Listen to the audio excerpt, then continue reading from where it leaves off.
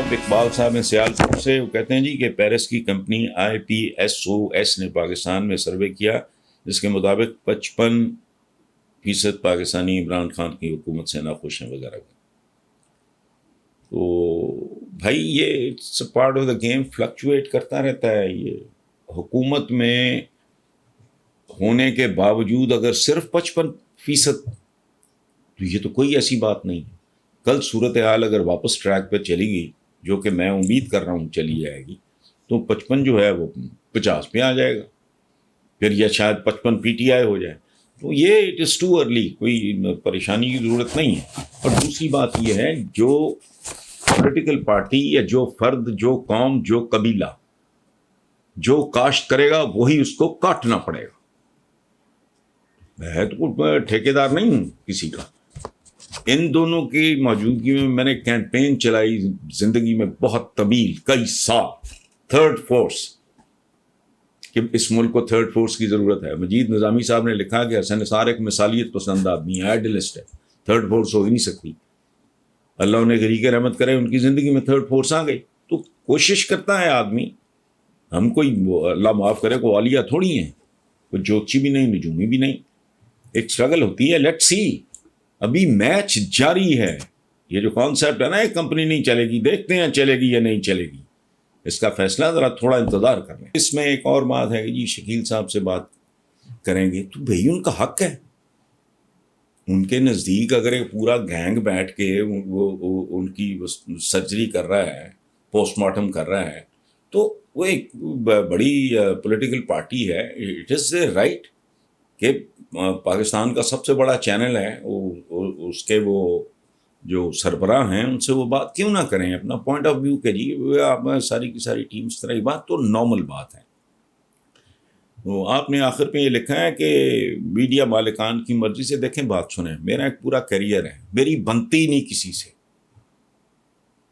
Peoples party کے لیے میں نے جیلیں کاٹی، صرف ایک خبر، میں اخبار کا سربراہ تھا، ایک خبر ہے، نہ میں نواز شریف صاحب کو جانتا، نہ میں مریم کو کبھی دیکھا ملا۔ تو میں نے اس بری طرح ریئیکٹ کیا تھا کہ اس کو سکینڈلائز کیا گیا۔ اس کے بعد بی بی نے، محترمہ بے نظیر بھٹو نے اپالوجائز کیا، چونکہ ان کو اردو آتی نہیں تھی۔ یہاں سے لوگوں نے مجھے بیک گراؤنڈ کا بھی پتا ہے کس نے وہ ساری موو چلائی تھی کہ جی اس کو بریف کیس مل گیا تو فلانا۔ اچھا، اگلے دن بی بی کو کسی نے وہ کالم پڑھ کے سنایا، تو دنیا میں نہیں ہے، تو شی واز شاکڈ۔ انہوں نے فون کر کے اپالوجائز کیا۔ میں نے کہا بی بی میں فیصلہ کر چکا ہوں، میں مساوات کے، مجھے آفس میں ان کا فون آیا تھا، یہ وہ میری بات ہی نہیں سن رہی تھی۔ شی بینک دا فون۔ تو میں نے اپنے اسٹاف کو بلا کے کہا کہ بھئی اپنی مینجمنٹ کو کہہ دو اپنا ایڈیٹر ڈھونڈ لو، میں کل سے نہیں آ رہا، اور پھر میں نہیں گیا واپس، ٹھیک ہے۔ لیکن شی واز ویری اپسیٹ، ان کو وہ کالم بہت اچھا لگا، اور ان کو یہ بات بہت معیوب اور ناگوار گزری کہ مساوات میں مریم کو چھیڑ چھاڑ کی کوشش کی گئی، پتہ نہیں کیپٹن صفدر زندہ باد، اس طرح کی کوئی گھٹیا قسم کی کوئی نا سرخی لگائی ہوئی، چھوٹی خبر تھی لیکن فرنٹ پیج پہ تھی۔ تو یہ چلتا رہتا ہے، کوئی ایسی بات نہیں ہے۔ ہمارے یہاں تو پولیٹیشین ایسی بات کر دیتے ہیں، وہ ولگر، وہ کوئی ٹریکٹر ٹرالی کہہ رہا ہے، اچھی خاصی پڑھی لکھی خاتون شیری مداری کے بارے میں، خواجہ آصف تھا، بے شمار مثالیں ہیں، میں ایک کا نام میں نے لے لیا، غلطی کی۔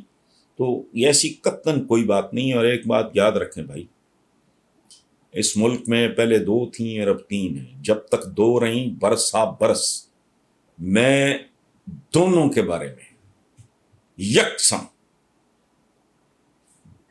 ٹھوکتا رہا ان کو۔ ضیاء شاہد مرحوم، اللہ انہیں غریق رحمت کرے، انہوں نے مجھے ایک بار کہا کہ آپ کا آغاز ہے ایز اے کالمسٹ، یہ 30 سال پرانی بات ہے، تو 2 مین اسٹریم پارٹیز ہیں، آپ نے دونوں کو رگڑا لگانا شروع کر دیا، آپ کو پڑھے گا کون؟ میں نے کہا جی کوئی بھی نہ پڑھے، میں یہ کام چھوڑ دوں گا، مجھے تو اور بھی 4 کام آتے ہیں زندگی میں پڑھا لکھا آدمی ہوں، I'll do something else۔ لیکن میں صرف اس لیے نہیں ڈنڈی مار سکتا، یہ دونوں ایول ہیں۔ اس زمانے میں لکھا کرتا تھا کہ ایک چھری ہے، ایک چھرا ہے، ایک کھڈا ہے، ایک کھائی ہے، ان میں صرف جینڈر کا فرق ہے، ایک مذکر ہے، ایک مؤنث ہے۔ نواز شریف اور بے نظیر دونوں کے بارے میں۔ اچھا، تو میرے جیسے بندے سے یہ ایکسپیکٹ کرنا، بنی میری نہیں آج تک کسی کے ساتھ، سال نہیں گزرا تھا پی ٹی آئی کے بارے میں سب سے پہلے میں پھٹا میں اور بری طرح، اور مجھے اپنے طور پہ پی ٹی آئی کے کچھ لوگوں نے بتایا کہ عمران نے کہا کہ وہ ٹھیک کہتا ہے، تم لوگوں کو ہوش کرنی چاہیے۔ دیکھو میرے جیسے آدمی سے یہ توقع رکھنا، میں اکثر ایک بات کرتا ہوں کہ اگر میرا پولیٹیکل پارٹیز کے ساتھ گھوڑا گھاس سے دوستی کر لے گا تو کھائے گا کیا بھائی؟ میں نے زندگی میں لے دے کے خاص طرح کی ساکھ ہی تو کمائی ہے، باقی بھی اللہ کا میرے پہ بہت احسانات ہیں، کوئی گلا شکوہ ہے نہیں، میری تو کبھی بنی نہیں کسی کے ساتھ۔ اگر یاد رکھیں میں نے پیپلز پارٹی، نون لیگ یا کبھی کسی کے ساتھ مل کے کھیلا ہوتا یا کسی کی سنی ہوتی تو بھائی کپڑے تو دور کی بات ہے، یہ میرے جسم پہ کھال بھی نہ چھوڑتے۔ ایک کی حکومت گئی دوسرے کی آئی، وہ پتہ لگا، سوال ہی نہیں پیدا ہوتا۔ اس کی ایک قیمت ہے جو میں نے چکائی ہے اور اب بھی چکا رہا ہوں، اور پرواہ نہیں ہے مجھے کوئی ڈکٹیٹ کرائے گا۔ وہ میں نے تو گھر چھوڑ دیا تھا اس بات پہ، شہزادوں جیسی زندگی گزارتے ہوئے میں چھوڑ چھاڑ کے سارا کچھ لاہور آ گیا۔ پہلے ہاسٹل رہتا تھا تو کیا زندگی تھی، اس کے بعد یہاں آیا تو میرے پاس رہنے کو ٹھکانا نہیں تھا۔ میرا ایک دوست ہے اوسط رضا زیدی، میری کل رات ہی بات ہوئی ہے، تو روفی کے گھر میں 1.5-2 مہینے، اس کے بعد ریڈی کی میں قصے آپ کو سناتا ہوں تو کیوں سناتا ہوں، دیر از اے بیک گراؤنڈ۔ ڈکٹیٹ کرنے والا، ہاں میری اپنی ناسمجھی کی وجہ سے، معلومات کی کمی کی وجہ سے، کسی جہالت کی وجہ سے تعصب کبھی نہیں برتا۔ اللہ کو جان دینی ہے بھائی، تو اس میں کیا ہے؟ اور مجھے رب نے ہر چیز سے بے پایا نوازا۔ وہ کہتے ہیں کبڑے کو لات راس آ گئی، میں جاؤ لکی جیلیں کاٹ کے ایک صورتحال ایسی کریٹ ہو گئی کہ آئی ٹو لیو دا کنٹری۔